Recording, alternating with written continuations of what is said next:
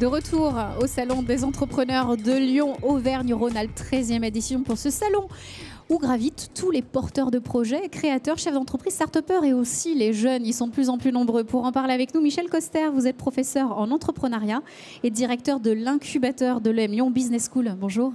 Bonjour. Merci beaucoup de prendre le temps. Vous sortez tout juste de plénière. On vous prend au vol donc pour parler de ces startups, de cette jeunesse qui arrive. Alors tout d'abord, est-ce qu'on peut faire un point sur l'incubateur de l'EM Lyon? Quelles sont ses missions?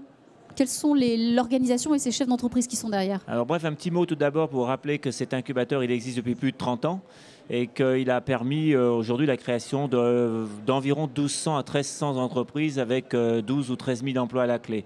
Les missions principales de notre incubateur, qui est un incubateur et un accélérateur, c'est deux choses.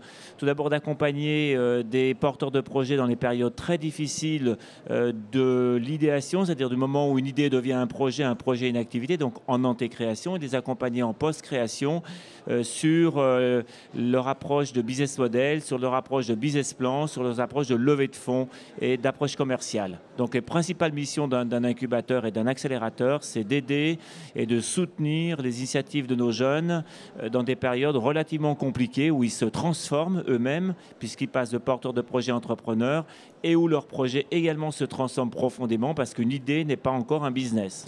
Alors concrètement, ça donne combien de projets soutenus, accompagnés au quotidien à l'EM Lyon ? Alors au quotidien, on va raisonner sur un flux annuel. Un flux annuel, on a un système de pré-incubation, un dispositif de pré-incubation. C'est environ 100, 120 porteurs de projets, jeunes et moins jeunes, issus d'EM Lyon ou qui viennent du territoire, de notre territoire rhône-alpin.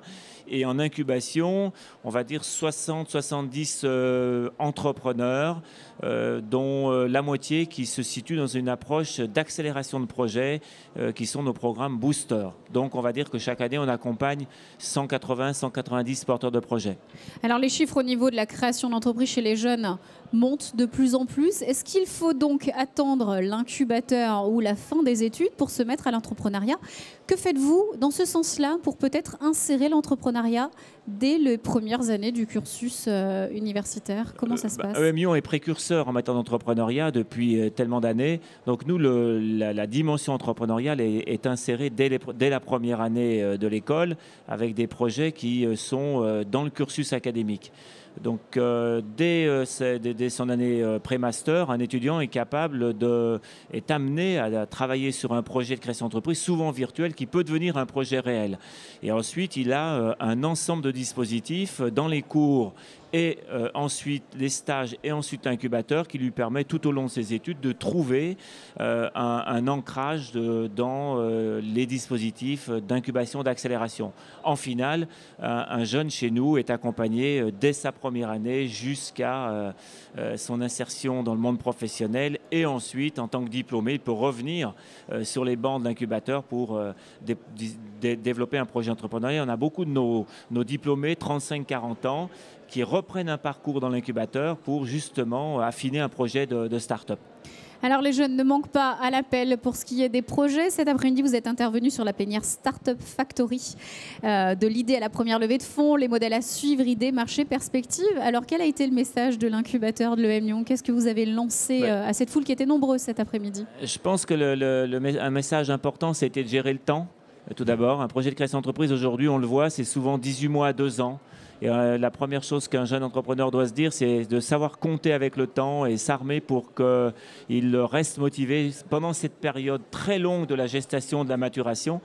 Deuxième conseil qui a été avancé, c'est l'extrême importance de structurer très rapidement des équipes de start-up très complémentaires avec de plus en plus de projets digitaux où la diversité technologique, digitale et business doit immédiatement être une composante des équipes de création.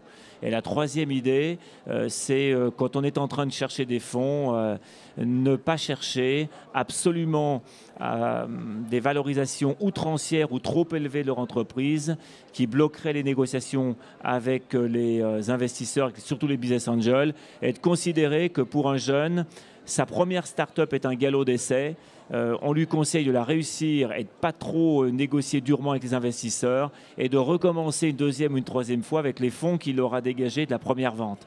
Donc, de détendre les montages financiers d'une première levée de fonds, surtout pour les jeunes. Voilà les 3 grands messages qu'on a fait passer, en tout cas que j'ai fait passer dans cette plénière. Merci d'avoir été le porte-parole de cette plénière, Michel Coster, l'incubateur de l'EM Lyon. Et bonne chance à tous les entrepreneurs. Exactement, merci.